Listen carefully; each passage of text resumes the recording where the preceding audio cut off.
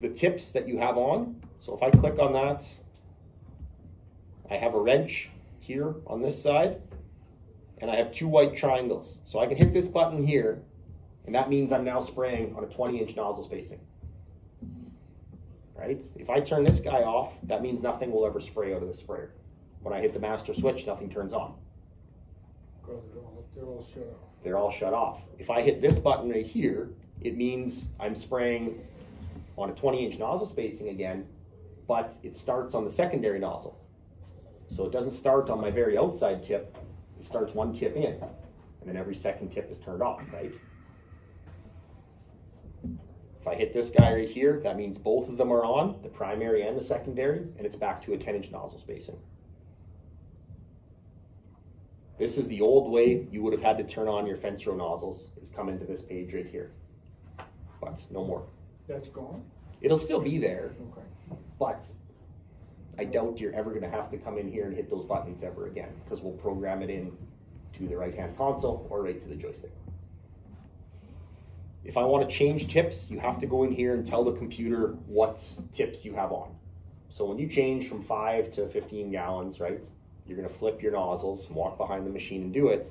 But you got to come in here, hit the wrench, and I'm going to click both of these tips, and we'll change the size. So 03 blues are good tips for 10 gallons per acre. And I think that's what everybody has for 10, is those 03 blues.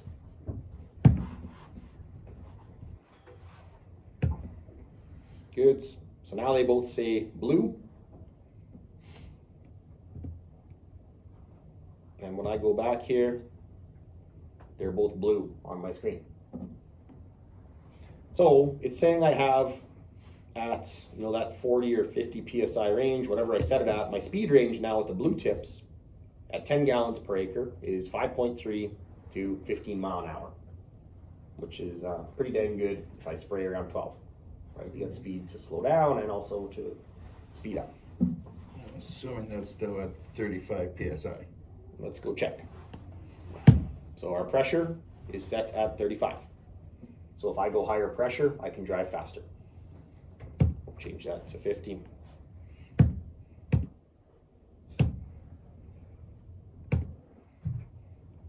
Now I need a new button here right away. You keep hammering on it. That's stressing me out. Yeah. This is the third time I've done this presentation this year, so I'm starting to figure it out now. You got it. Good, yeah. If you can stump me, we'll. Okay. I owe you a beer. Okay. So now you can see the range goes up to 18 mile an hour instead of 15 when I added, 15 PSI. Good. So that covers those guys down here. This one here is your boom height control. So right now, what this means is we have a 10-inch boom height and a 10-inch lift. The second number is how high it's going to lift the boom extra whenever the nozzles are all turned off. So a couple things to note about your boom height control. The outside flex only flexes when the master switch is turned on and the nozzles are spraying. If your nozzles aren't spraying, the outside flex doesn't work. It's going to be completely straight across that boom. So if I want to change my boom height, I'm going to come in here and I can change that target height to whatever I want. And then your lift is right here. Just curious, but how high were you guys running the booms last year? 15 to 20. 15, 20? Yeah. 15 to 20, yeah. That's awesome to hear. I was 25 normally with Dad beside me. He's making nervous. Hans, shut up. He's making you drive faster. No, Slower. no, it's your fence run all along and paying attention to other stuff but the boom. Yeah. It's typical. This number on the back side here, what number were you usually putting in for the lift? I was going up to, I guess above the fence. So what number did you have in here for the second one? 30 about. 30? Left it at 10. Left it at 10? I had it at 10 because otherwise, when you start spraying again, it's so high. And Yes. So yeah, What this means is as soon as one nozzle turns on, that means your boom starts to drop back down to this 20-inch height, right? And you're right, it could start drifting.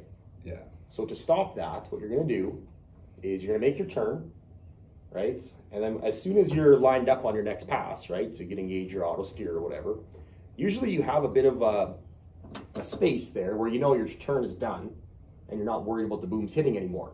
If you tap down once on the minus for your center rack, it'll drop down to that 20-inch height first before the nozzles turn on. So it'll drop the boom down first, and then it will start spraying once you're into the unapplied area. So that'll fix that problem. You can have a higher lift, but you have to remember to just hit that minus button once as you're coming out of the headlamp. And as per, you and I chatted about it in the spring last year, but you recommended leaving it max height of like 35? Whatever you're comfortable with. Because what we want to do is make the turn, like to run your sprayer the most efficiently, you want to be able to make the turn as fast as possible without leaving ruts on the ground and without whipping your booms and wrecking them.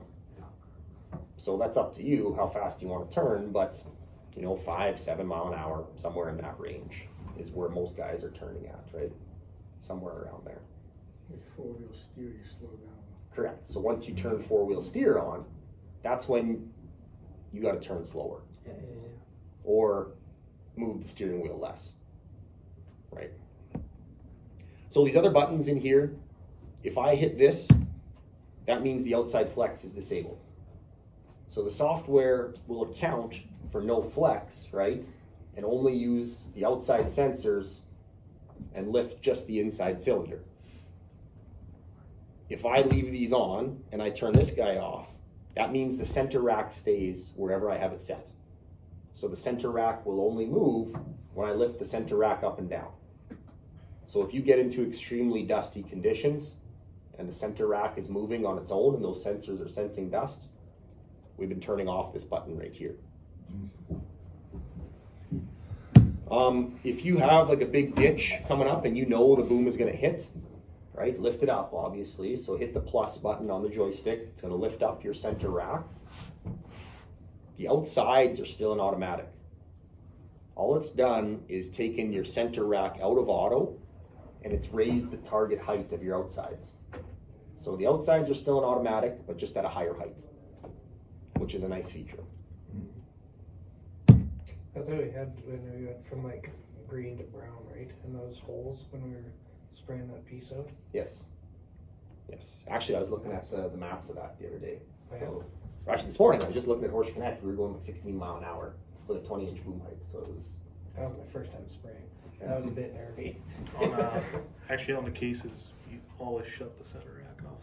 Yeah. Always. So compared to a case, if you leave center rack control on, it shakes the whole sprayer. Right. Right when you move the center rack. Crazy. Same thing. So the center rack is smooth on this sprayer. When you move it, you don't really feel it moving in the cab. It's constantly moving up and down, but you don't feel it. Any questions about the boom height control? How that all works? Good.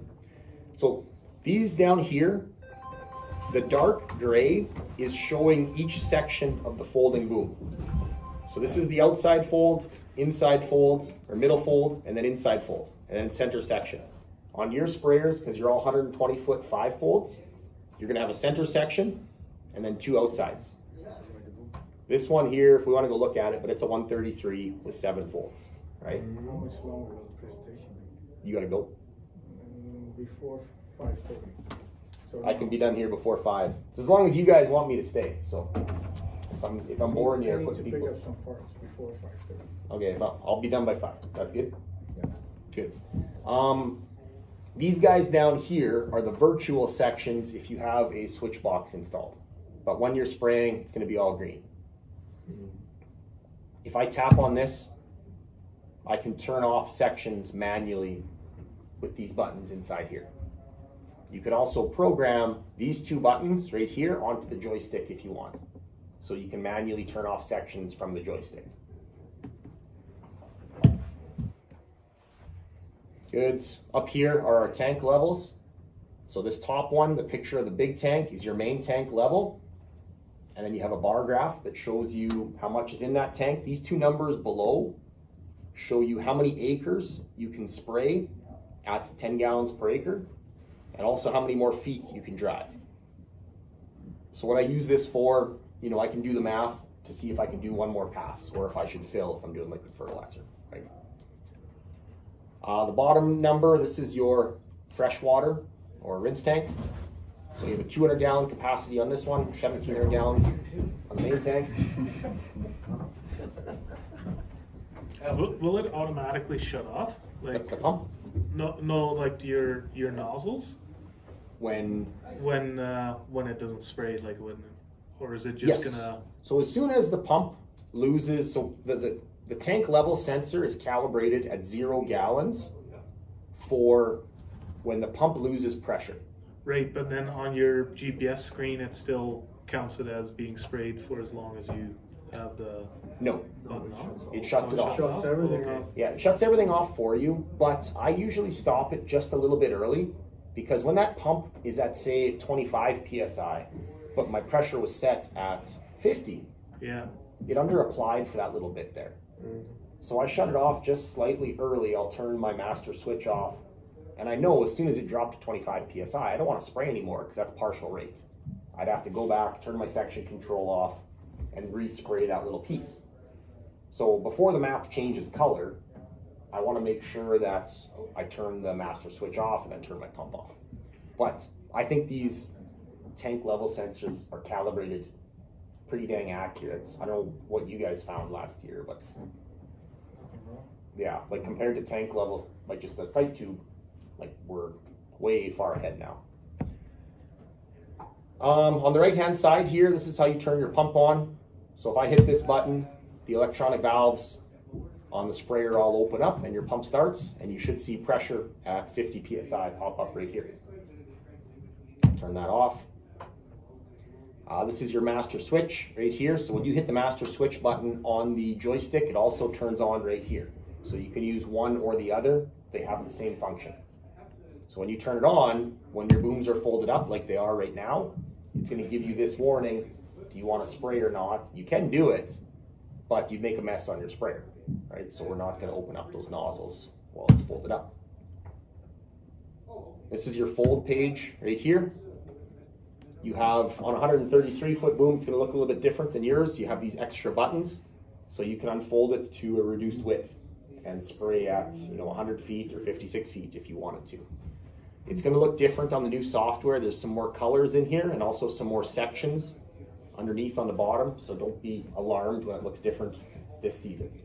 Can you ring the outsides up right from here?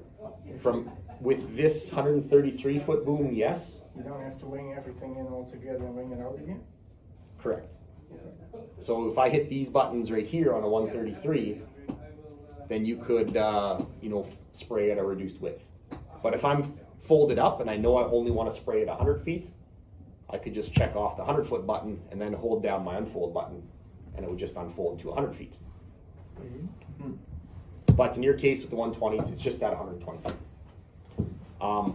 You don't have to go into this screen anymore, right?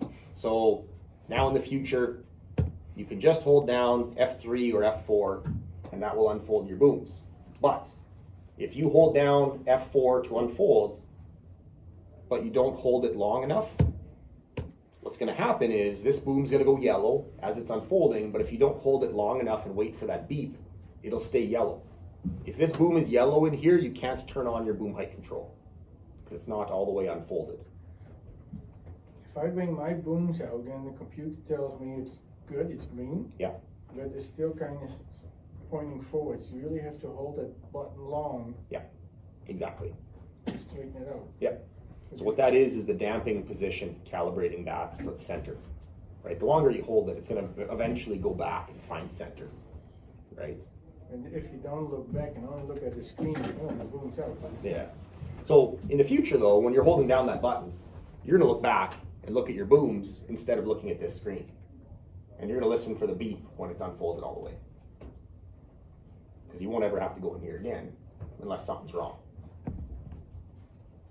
So if you want to manually unfold the booms and not use the automatic fold, have you guys ever done that?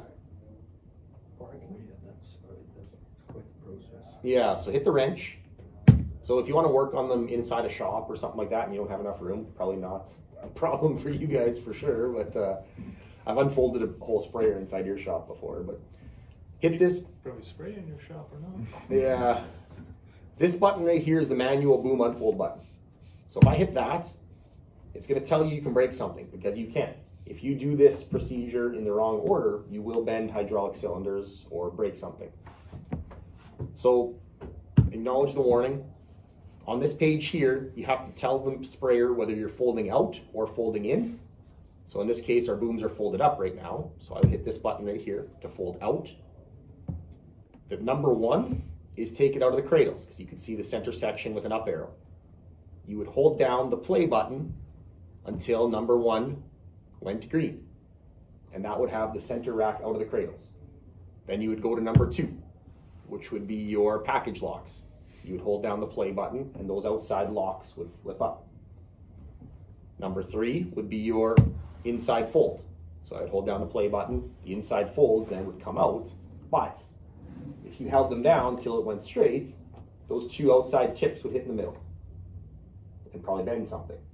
So don't do that, right? You would go down to the number 4, or in your case, you wouldn't have this extra fold for the 133, but you would unfold that outside fold a little bit first. So you can manually fold your boom in and out if you want to spray it or reduced width. The 133 boom, those tips won't touch anymore. Correct. Yeah, if you go and look at that 133, there's no overhang past the inside section. Good. Any questions about the manual fold? Makes sense? And obviously to fold in, you go back to the fold in button. Good. Other things on this page, we have the wrench. This is for the section control. If you're leaving misses and you see weeds in your field where the sprayer didn't apply, the first thing you're going to check is the geometry of your receiver settings. So the measurement from the receiver to the back axle, from the nozzles to the back axle, and how tall the receiver is, right? Those are the most important numbers for the section control. So whenever we have a miss or too much overlap, that's what we're going to adjust first. What these numbers are here is the mechanical delay of the sprayer and the chemical leaving the pump. So anybody ever had a problem with not coming out with their acres? You're filling up to 1,600 gallons and you're supposed to be able to do at 12 gallons an acre, you're supposed to be able to do 100 acres. I always load 10% more. Oh, okay. If you run your fence row nozzle, it doesn't account for it, does it? It does account for it. It does? Oh, it does. You bet. I always load 10% more, or 5 at least. Because I had that problem, I counted it off a couple of times and I was only coming out at 85 acres for 1,600 gallons. So, how do you calibrate the flow meter? I got no idea. It's I in the remember you did it once. It's in the manual. So I'll teach you how to do it right now. Okay. So, to calibrate the flow meter, you're going to go to the wrench right here. Yeah. You're going to go to the gear. LSB is Leeb sprayer brain. Parameter number 457. Yeah. You remembered that? Yeah. Okay, so 457, we write in there. The default is 2100. So you can see right now it says value of 2100 on there. And I'm all the way down to 1930 already. And I've got it to within 12 acres. 12 acres on a tank. Like 12 acres less than I should be able to do. See, I was way out of whack Okay. when I started. And you told me to put that number down. And like I was out by 30 acres.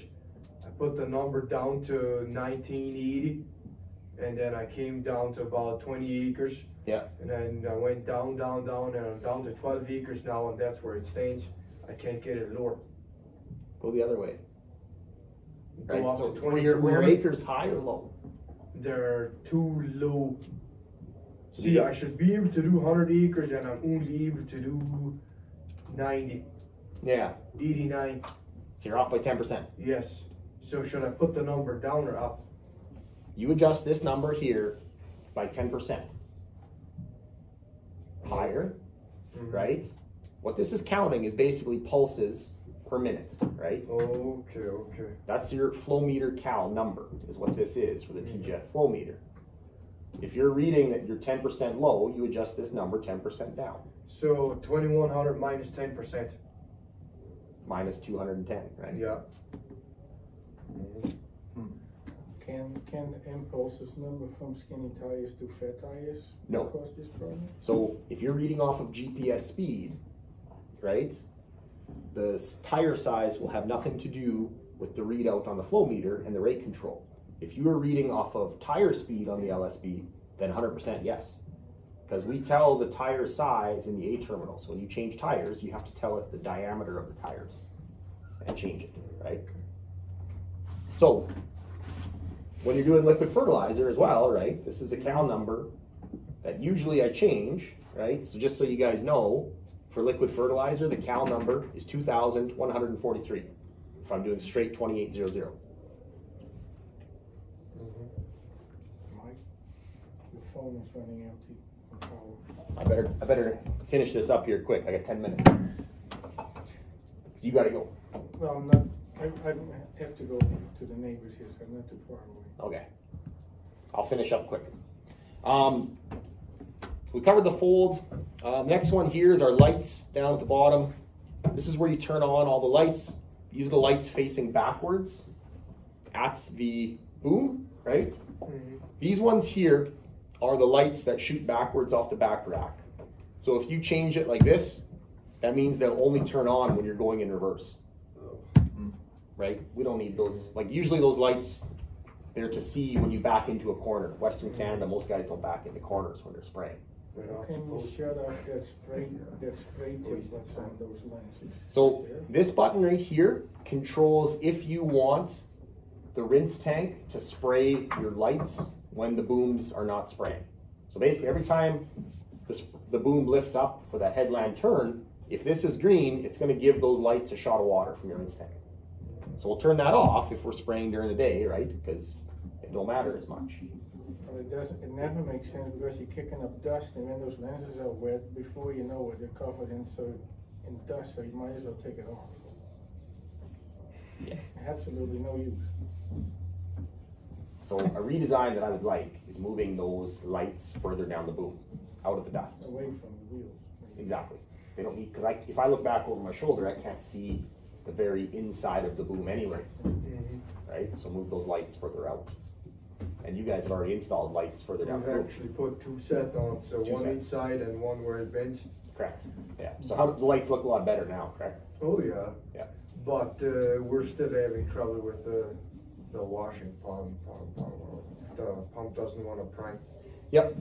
So if you look at that sprayer outside, they've redesigned the plumbing for the washing Okay, pump. we'll have a look at that. Yeah. This button right here just turns on your lights for the boom, for your boom lights. If you turn this one on, it means your lights will turn off every time the boom lifts up. Oh, okay. Why? I think it's some kind of German rule. Turning around, you're not blinding traffic on the highway. Blinding traffic or something. shining in somebody's house. Something like that. Okay. I don't know. Usually I just leave it on this one right here. If you want to turn them on when the headlights are off, I can test them just by turning this button on right here. So now in the shop, all the lights just turned on that sprayer. But leave it like this with all of them off, and just like this is usually how I have it set up. You could also turn on the lights to your chem inductor right here. Good. This button here turns on your boom height control. If I try to turn it on with the boom folded up, it won't let me. Right? The boom has to be completely unfolded before that button works. Here's your agitation. So it's telling us the tank level is too low. The default is 150 liters on the machine. If you want to change that, we can. But it'll automatically turn off now when you get down to 150 liters tank level. And that's fine, otherwise you only create foam in the tank. Correct. But if you want to have that number higher, we can change that. The LSB parameter 306.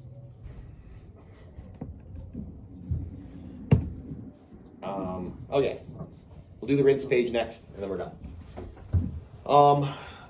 In the rinse, we went over all this into plumbing a little bit, but there's a button in here that we don't use a lot.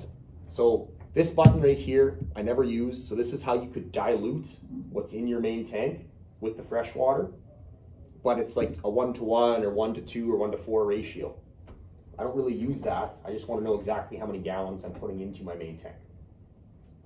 So if I want to add rinse water to my main tank, the best way of doing that is not in the rinse page. It's actually on the tank page. I would go into here, to my tank, and I would hit this button right here. And now it's pumping fresh water from my rinse tank into my main tank until I tell it to stop.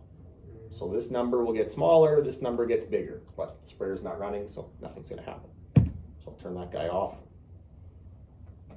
Anything on this page you can also do outside at the fill station. And if you want to stay longer, we can go over the fill station outside as well. Good, go back to our rinse. I also don't use this button right here. What this one does is you can pump out whatever's in your tank under pressure. So if you open that 2-inch ball valve right beside the monitor, so say if I bog the sprayer down in a mud hole or alkali patch, I can pump the tank off onto another sprayer. This number here is not PSI. That's 2 bar. So that's a software bug. So be aware, if you enter, 60 in there, that's like 60 bar. Which there's no way the sprayer will ever hit that level. But 2 bar is 30 PSI. I also don't ever use this one right here. What this guy is for like really sticky potato fungicides.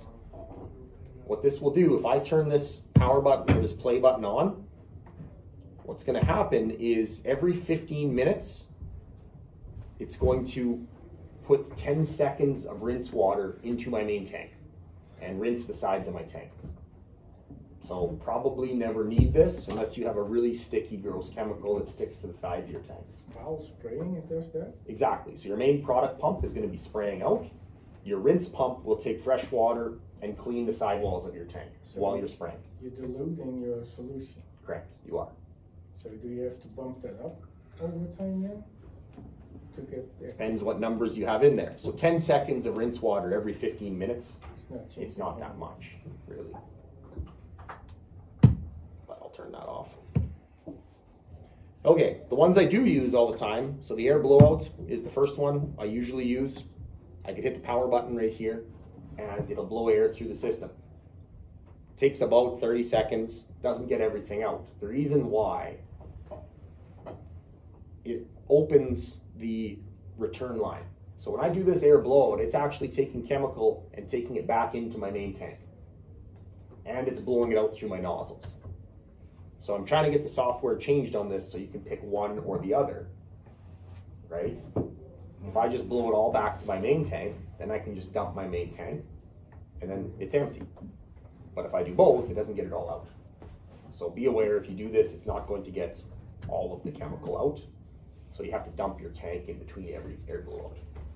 So then would you do this first before you rinse it with water then? Correct. I do this first. You're going to get the majority of the chemical out, right? So it opens up every nozzle individually, one at a time, all the way down your boom, blows air through it, and also blows air back to blow the return line back to your main tank.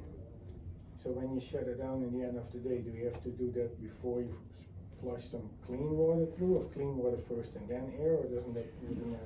I would just do the boom rinse, because the boom rinse takes clean water and it pushes the chemical all back to your main tank, and it leaves the clean water in your boom. Then it tells you to spray it out. So you spray that little bit of clean water out through your nozzles then. As soon as you start your pump up again, the next time you want to go spray, whatever clean water is in your boom then recirculates through the system if there's any left in there. Okay, we'll look at that one next. So the boom rinse button is right here. So every night, hit this power button. If it doesn't spray out, so when you get to this step right here, it's going to ask you, turn on your master switch. You have to make sure you're either driving forward or you have a self-test speed entered. And you have to make sure you're not in an applied area of the field. Otherwise it won't spray. Turn off section control. Exactly, yeah. Good. The other one I use all the time will be the washing program.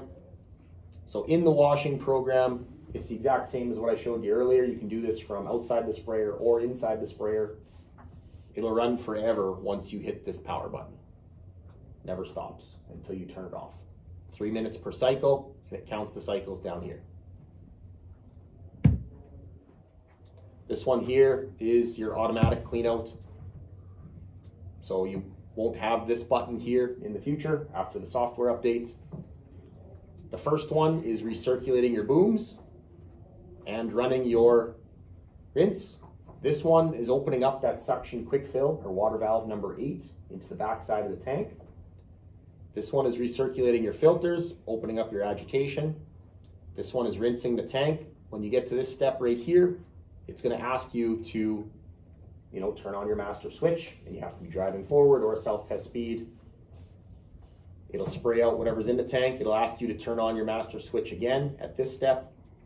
And then once you do that, it'll go forever until both of your tanks are emptied. So if you have a full 200 gallons in your tank, it'll spray out 200 gallons.